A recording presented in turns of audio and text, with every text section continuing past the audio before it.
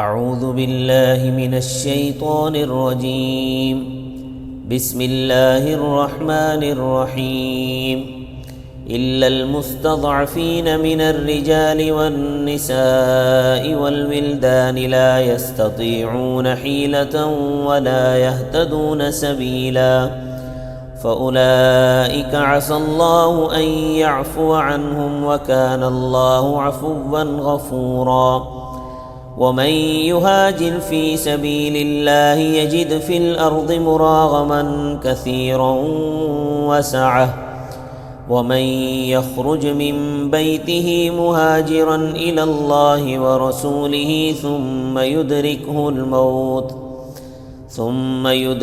الموت فقد وقع أجره على الله وكان الله غفورا رحيما صدق اللہ العظیم۔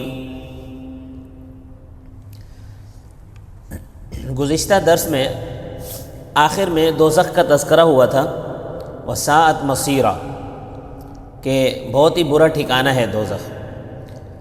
دوزخ کتنا برا ٹھکانہ ہے؟ مسلم شریف کی روایت میں آتا ہے کہ اللہ تعالیٰ فرشتوں کو حکم دیں گے کہ آواز دو کہ وہ آدمی کھڑا ہو جس نے دنیا میں سب سے زیادہ آرام اور سکون کی زندگی بسر کی ہے۔ بِأَنْعَمِ اہل الدنیا کے الفاظ آتے ہیں، کیونکہ دیکھیں ایک ہوتا ہے قصبے میں سب سے زیادہ خوشحال، ایک ہوتا ہے تحصیل میں سب سے زیادہ خوشحال، ایک ہوتا ہے شہر میں سب سے زیادہ خوشحال، ایک ہوتا ہے ملک میں سب سے زیادہ امیر آدمی، ایک ہوتا ہے پوری دنیا میں سب سے زیادہ خوشحال آدمی۔ تو جو ساری دنیا میں سب سے زیادہ آرام و سکون پانے والا ہوگا اس کو لایا جائے گا۔ چنانچہ حکم دیا جائے گا کہ اس کو آگ میں ڈال دو، فیغمسُ غمسۃ، پس اس کو جہنم کی آگ میں ایک غوطہ دیا جائے گا، جہنم کے شعلوں میں سے ایک شعلہ اس کو لپٹے گا۔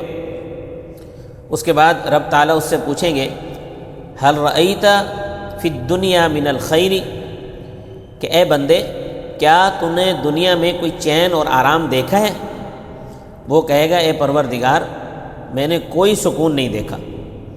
مطلب یہ ہے کہ صرف جہنم کا ایک غوطہ اس کو دنیا کی ساری زندگی کا سارا عیش و آرام اور سکون بھلا دے گا۔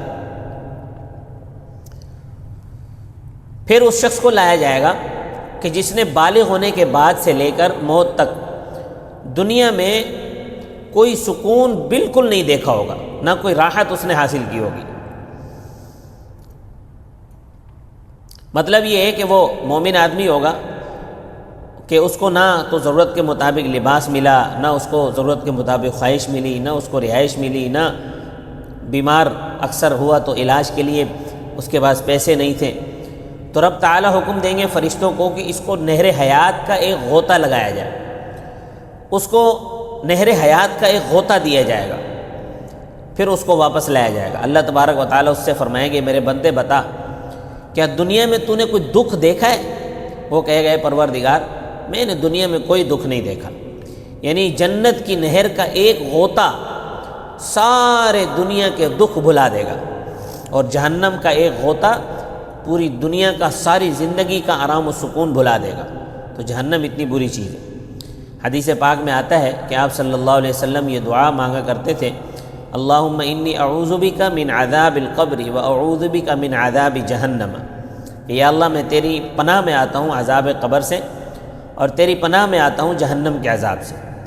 یہ آپ صلی اللہ علیہ وسلم نے امت کو تعلیم دی ہے، ورنہ آپ صلی اللہ علیہ وسلم کو تو کوئی خطرہ نہیں تھا، یہ امت کی تعلیم کی خاطر تھا۔ ہجرت کے حکم سے میں نے بتایا تھا شروع میں، کل کے درس میں یہ بات بتائی تھی کہ ہجرت جو ہے وہ فرض تھی، تو ہجرت کے حکم سے جو لوگ مستثنیٰ تھے اب ان اگلی آیتوں میں ان کا بیان ہو رہا ہے۔ فرمایا الا المستضعفین من الرجال والنساء، مگر وہ کمزور مردوں میں سے اور عورتوں میں سے، والولدان اور بچوں میں سے، لا یستطیعون حیلۃ نہیں طاقت رکھتے کسی تدبیر کی، ولا یہتدون سبیلا اور وہ نہیں راہ پاتے کہاں جائیں اور کس طرح جائیں، یعنی معذور ہیں، تو ان پر کوئی مواخذہ نہیں ہے، کوئی گناہ نہیں ہے۔ فَأُولَٰئِكَ عَسَى اللَّهُ أَن يَعْفُوَ عَنْهُمْ، پس وہ لوگ قریب ہیں کہ اللہ ان کو معاف کر دے۔ وَكَانَ اللَّهُ عَفُوًّا غَفُورًا، اور اللہ تعالیٰ معاف کرنے والا، بخشنے والا ہے۔ وَمَن يُهَاجِرْ فِي سَبِيلِ اللَّهِ، اور جس شخص نے ہجرت کی اللہ تعالیٰ کی راہ میں، يَجِدْ فِي الْأَرْضِ مُرَاغَمًا كَثِيرًا، پائے اللہ تعالیٰ کی زمین میں بھاگنے کی جگہ بہت سی، وسعتاً، وسعت اور گنجائش، یعنی ان کو پہاڑوں کی غاریں ملیں گی، پانی بھی ملے گا، اور بھی بہت ساری سہولتیں ان کے لیے اللہ تبارک و تعالیٰ پیدا فرما دے گا، اور بڑی گنجائش ملے گی۔ مکہ مکرمہ میں ایک صحابی رسول تھے، زمر بن جندب ان کا نام تھا۔ یہ کافی بزرگ تھے، عمر رسیدہ بھی بہت تھے۔ تفسیر ابو سعود وغیرہ میں ہے کان اعمیٰ، یعنی وہ نابینا تھے اور تھے بھی بیمار۔ اب ظاہر بات ہے کہ جو آدمی اتنا بوڑھا ہو اور ہو بھی نابینا، جو خود اٹھ بیٹھ بھی نہ سکے، تو اس کے لیے تو ہجرت ضروری نہیں تھی، ان کو اللہ تبارک و تعالیٰ نے مستثنیٰ کر دیا تھا۔ لیکن انہوں نے جب یہ آیتیں سنی تو انہوں نے اپنے بیٹوں سے کہا اور پوتوں سے کہا کہ میری چارپائی اٹھاؤ اور مجھے مدینہ طیبہ پہنچاؤ، اس لیے کہ ہجرت فرض ہے۔ تو انہوں نے کہا بھی کہ بابا، اللہ تبارک و تعالیٰ نے الا المستضعفین من الرجال، اس آیت سے کمزور مردوں، عورتوں اور بچوں کو مستثنیٰ قرار دیا ہے، لہٰذا آپ پر کوئی مواخذہ نہیں ہے۔ آپ بوڑھے بھی ہیں، نابینا بھی ہیں، بیمار بھی ہیں، خود چل پھر بھی نہیں سکتے۔ تو کہنے لگے کہ اگر میں خود نہیں جا سکتا تو کیا ہوا، تو مجھے چارپائی پر بٹھا کر نہیں لے جا سکتے۔ مکہ مکرمہ سے مدینہ طیبہ انگریزی میلوں کے اعتبار سے 311 میل کی مسافت پر ہے۔ چنانچہ ان کے بیٹوں اور پوتوں نے ان کو چارپائی پر ڈالا اور چل پڑے، مگر حضرت زمر بنت جندب رضی اللہ تعالیٰ عنہ راستے میں ہی فوت ہو گئے، مدینہ طیبہ نہ پہنچ سکے۔ تو دیکھیں ایسے وفادار لوگ بھی تھے۔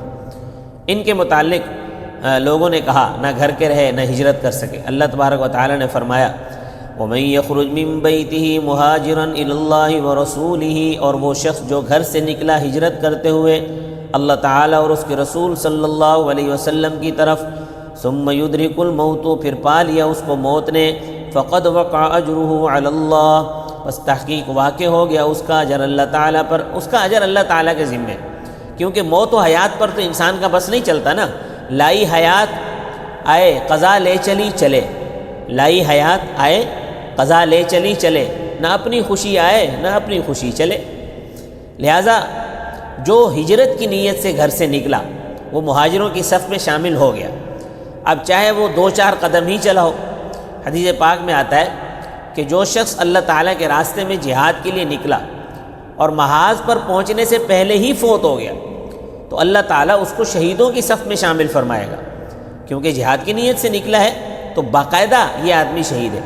اسی طرح جو آدمی ہجرت کی نیت سے نکل پڑا، بھلے سے 2-4 قدم ہی چلا اور اس کو موت آ گئی، اس کی وفات پا گیا، تو وہ بھی مہاجروں کی صف میں شامل ہے، باقاعدہ وہ مہاجر ہے۔ وَكَانَ اللَّهُ غَفُورًا رَحِيمًا، اور اللہ تعالیٰ بخشنے والا مہربان ہے۔ دعا کرو اللہ تبارک و تعالیٰ ہم سب کی بخشش فرمائے اور ہم سب پر اپنی رحمت کے دروازے کھول دے۔ وَمَا عَلَيْنَا إِلَّا الْبَلَاغُ الْمُبِينُ۔